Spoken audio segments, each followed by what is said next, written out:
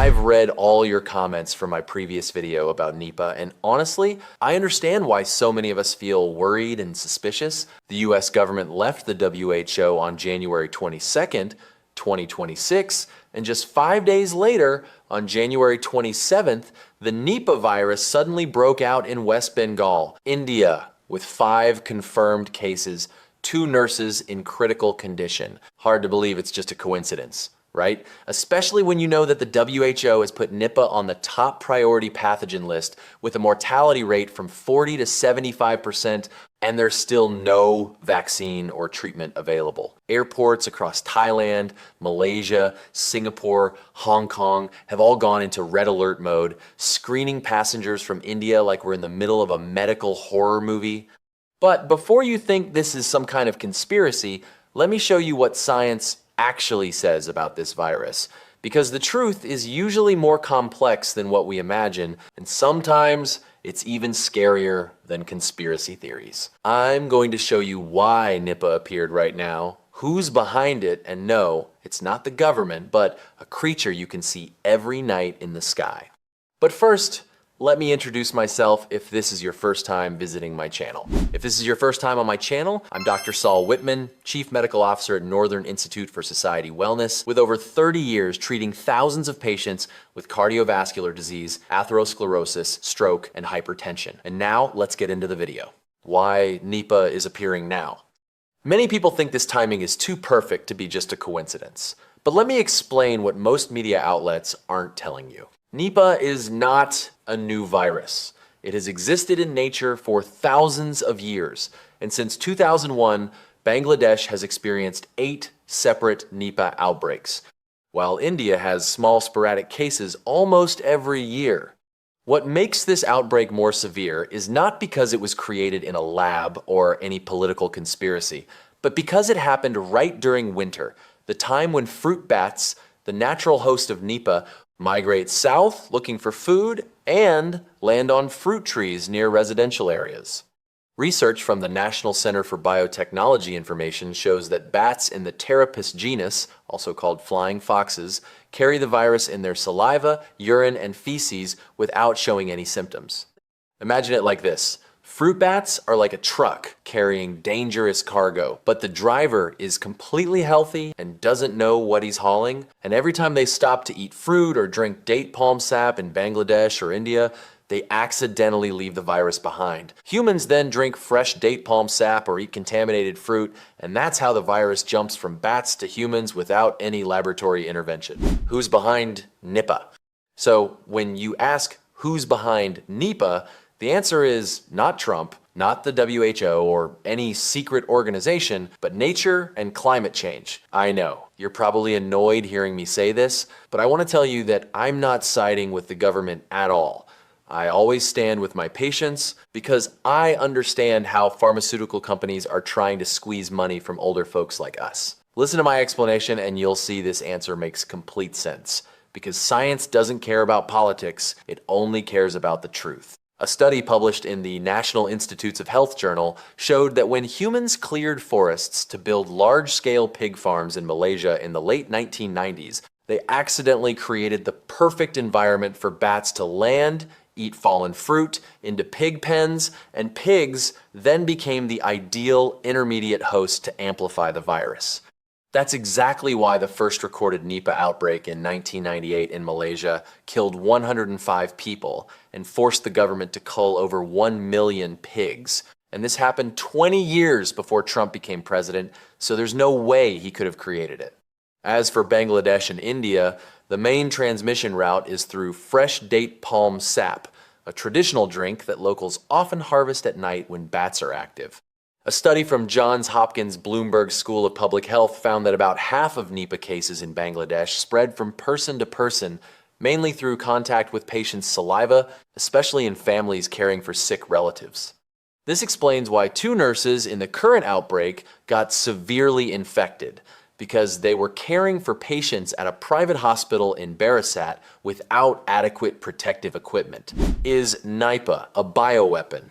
Now, I know some of you are still thinking, But why did it appear right after America left the WHO? Could someone be deliberately spreading it? To answer this question, we need to understand something important about engineered viruses versus natural viruses, and I'll tell you straight what synthetic biology experts have warned about.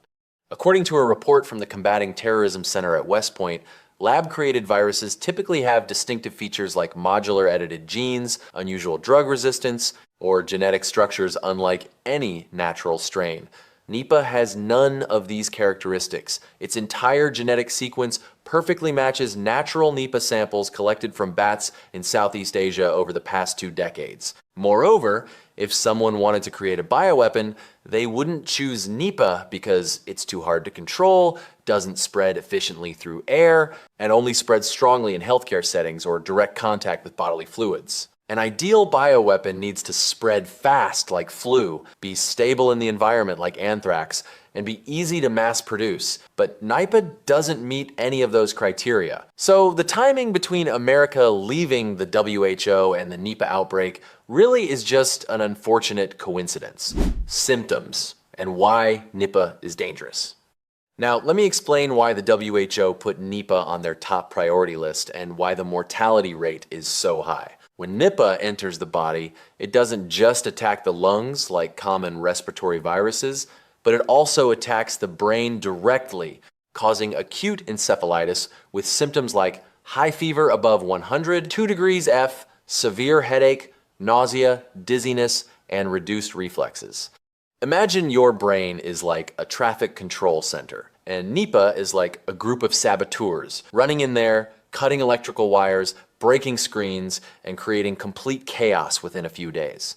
A global study on NIPAH mortality rates from 1998 to 2023 showed that the death rate ranges from 40 to 75% depending on the region and quality of medical care, with Bangladesh having the highest rate due to limited healthcare systems. But what's really scary isn't just the high death rate, it's that even if you survive, you may face long-term neurological complications like memory loss, cognitive decline, seizures, and personality changes. And there's one more detail that makes NIPAH especially dangerous, which is that the virus can lie dormant in survivors' bodies for months or even years, then suddenly reactivate and cause death without any warning. It's like thinking you've won the battle, but the enemy is still hiding in the bunker waiting for the chance to counterattack. Why there's no vaccine yet, and do we have hope? Many people ask me, if NIPAH is so dangerous, why don't we have a vaccine yet after more than 20 years since the first outbreak in Malaysia? The answer lies in 2 main factors, which are economics and science. Economically, NIPAH only causes small outbreaks in poor countries like Bangladesh and India, where the vaccine market isn't large enough for big pharmaceutical companies to invest hundreds of millions of dollars in research. Scientifically, NIPAH belongs to the NIPAH virus family, an extremely dangerous group of viruses that researchers can only work with in biosafety level 4 laboratories, the rarest and most expensive type of laboratory in the world. However, there's good news I want to share with you, which is that the Coalition for Epidemic Preparedness Innovations, the largest international organization for pandemic preparedness, has invested over $100 million in NIPAH vaccine research. The American company Public Health Vaccines is currently conducting phase 2 clinical trials for the PHV-02 vaccine in Bangladesh with 500 adults and 75 children, and preliminary results show this vaccine is safe and can produce immunity after just 1 dose. Meanwhile, Oxford University is also testing the ChAdOx1 NIPAH-B vaccine using the same technology that was used to create the AstraZeneca COVID vaccine, and they're recruiting volunteers in Bangladesh right now. If everything goes well, we could have an approved NIPAH vaccine within the next 2 to 3 years, and CEPI has committed to creating a vaccine stockpile for immediate use when outbreaks occur. How to protect yourself and your family.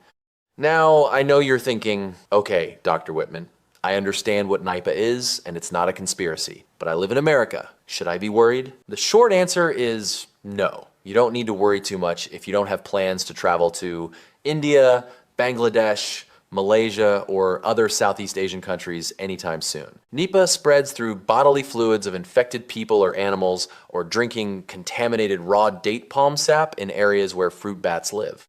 However, if you have relatives living in India or Bangladesh, remind them to avoid drinking raw, unprocessed date palm sap, especially during winter when bats are most active. Tell them that boiling the sap for 5 minutes at 212 degrees F will completely kill the virus, just like how you boil water to make your morning coffee. Additionally, if they work in healthcare and need to care for patients suspected of having NIPAH, make sure they always wear N95 masks, gloves, and avoid contact with saliva or secretions from patients. For those of us living in America, the most important thing is keeping your immune system healthy by eating a nutritious diet, getting 7 to 8 hours of sleep every night, exercising regularly, and getting information from trusted sources like the CDC, instead of believing conspiracy theories on social media. My view on America leaving the WHO. I know many of you still have questions about America leaving the WHO and whether that affects our ability to respond to outbreaks like NIPAH. As a doctor who has worked in public health for over 30 years, I have to be straight with you that this has both positive and negative aspects. And I'm not going to take either side because my job is caring for patients, not politics. The negative side is that America contributed 18% of the WHO budget, about $1 billion per year. And this money was used for disease surveillance, providing vaccines to poor countries, and coordinating emergency responses. The positive side is that America still has the CDC, NIH, and the strongest medical research institutions in the world. And we can still collaborate directly with other countries without going through the WHO. What I'm most concerned about is not that America won't be able to protect its own citizens, but that poor countries like Bangladesh, where this NIPAH outbreak is happening, will receive less support from the international community. And when outbreaks in those places aren't controlled well, the risk of the virus spreading to other countries, including America, will increase over time. So, to sum up what we've learned today, NIPAH is not a conspiracy, it's not created by Trump or any government, but it's a natural virus that has existed for thousands of years and is transmitted from fruit bats to humans through date palm, sap, and contaminated fruit. Its outbreak right after America left the WHO is just a coincidence of timing, because winter is when bats move around the most in Southeast Asia. We have reason to be concerned about NIPAH because of its high mortality rate and lack of vaccine, but we also have reason to hope because vaccine trials are progressing well and could have results in the next few years. If you found this video helpful, share it with your loved ones so they understand more about NIPAH and don't fall into the trap of baseless conspiracy theories. And like my video so it gets recommended to more people.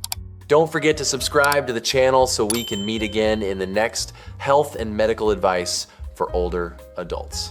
And finally, leave me a comment to let me know your thoughts. Do you have any more questions about NIPAH or any other health topic? I always read and reply to you. Thank you for taking the time to watch this video. Stay healthy and see you in the next video.